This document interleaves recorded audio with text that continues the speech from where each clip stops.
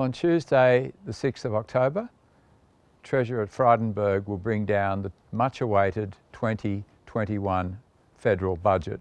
We're expecting that he will announce a deficit of $240 billion. That'll be made up of $120 billion that's already been allocated in policy, about $70 billion associated with the weakness in the economy, and another $50 billion of new policies that will be announced on the night. We think that the following year he'll announce deficit of $115 billion, and then for the year after, 2022-23, another $75 billion. What will that mean for debt? Well, at the moment, our net debt to GDP ratio by June 2020 is around 25%, and by June 2022 that'll be around 43%, and will flatten out thereafter. So June 2023, around 44%. Now the US has gone into their crisis with a starting point of 80% and is expected to go well above that 100% net debt to GDP ratio. So while Australia's got some pretty eye-popping numbers, we're doing extraordinarily well compared to the developed economies. The things that will be of most importance to me in the budget will be the new policies. As I said, I think they'll cost about $50 billion in 2021. And the centrepiece I expect will be personal income tax cuts. Last year I was arguing that the government should bring forward the legislated tax cuts that were due to be introduced in July 2022. And that was a time even before COVID, but I realised that those tax cuts were needed to boost household incomes at a time when household incomes were quite flat. Media reports suggest that the government is now going to bring forward those tax cuts, but the date that they seem to be settling on is July 2021. My view is that that's too late. I think they should bring them forward retrospectively to July 2020 so that the tax cuts will be immediately available to Australians. There's also a stage 3 set of tax cuts that are due to be introduced in July 2024. Those cuts are actually going to cut the tax rate that people pay now between $45,000 and $200,000 down to 30%.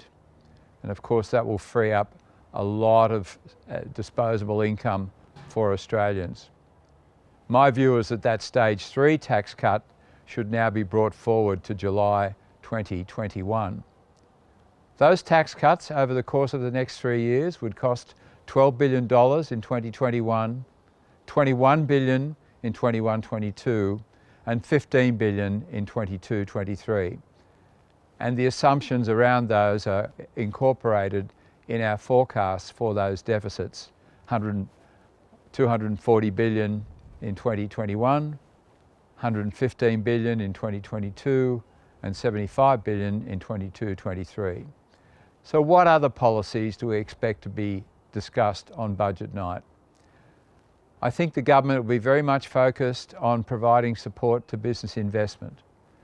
We already have policies that were introduced in March during the COVID initial response period, where businesses with turnover of less than $500,000 can claim an instant write-off up to $150,000 of investment that is due to expire at the end of this year.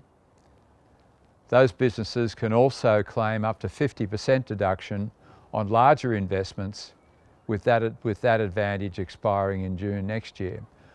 I think the government will pursue much harder with that theme, maybe pushing it open to larger businesses, maybe increasing the amount of the instant write-down, and maybe also extending the period where that can be done. The third area of interest will be how they deal with Jobseeker and Jobkeeper. As you know, the supplement for Jobseeker has been cut from $550 to $250, but is due to expire at the end of this year. Clearly something needs to be done there, and I expect the government will make the $250 a permanent adjustment. That'll cost them about $4 billion a quarter, but we all agree that we need to address that very, very low new start amount that is $250 lower than the current Jobseeker. Jobkeeper is expected to expire at the end of March, and we expect to see an announcement on how that policy will be changed. The Treasurer has indicated that until the unemployment rate falls below 6%, job support policies will be maintained. I suspect the new Jobkeeper Mark II will be more about encouraging businesses to take on new employers and subsidising those costs rather than subsidising the cost of existing employers. And we've allocated some money in terms of our numbers for Jobkeeper Mark II, particularly in 2021-22 and 2022-23. Infrastructure will also have a high degree of emphasis. We've heard that the government is going to give money to the states to use it or lose it, use it quickly. And if the states can do that, the government has in mind up to $10 billion, we understand, over the next 12 months. That sort of policy, I think, will be extended and very much focused on improving the productivity of existing infrastructure, repairs and maintenance. And we did see that $4.5 billion allocated to improving the NBN. We expect to see an extension and increase in home builder, and the Prime Minister has already indicated that he will allocate $1.5 billion towards supporting manufacturing. I also expect to see reform. So what we've been talking about so far has been boosting demand, and that is the most important objective of the budget, to get more spending into the economy that'll create more jobs. But we also need to make the economy more able to produce capacity to absorb those jobs. And that means more reform. And I'm looking forward to hearing about ways in which the government is going to cut through red tape to try and boost reform. So it's going to be a very exciting night. We're going to be amazed by the size of these deficits that we'll be confronted with.